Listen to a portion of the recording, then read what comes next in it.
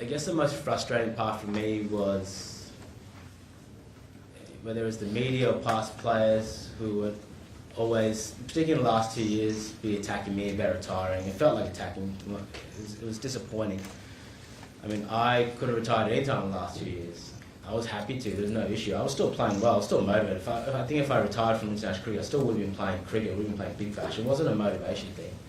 But obviously, Eddie McDonald and George Bailey saw my value at opening, batting at the top. It's the hardest position in the team.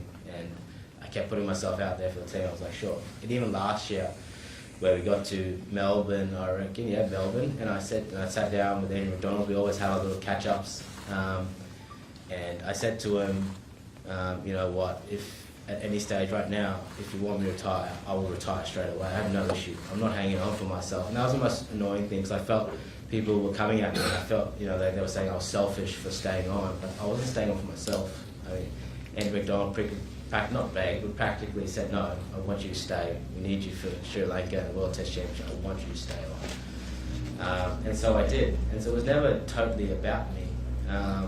And I'm glad I did. I was the highest run scorer in Sri Lanka, and I rewarded in lots of ways, but that was probably the most frustrating thing. So I've been thinking about it, not wholly, but for a while in a lot of respects. And so I guess moving into this series, I kind of had an inkling in my head that this would be the last series. I talked to Rachel about it a fair bit, and I knew this was a big chance. I didn't leave the door fully shut, because I knew there was a chance that I could play on it. I know Andy, even right to the very end, when I told him a few days ago, I mean, he was still thinking about how I could get to India.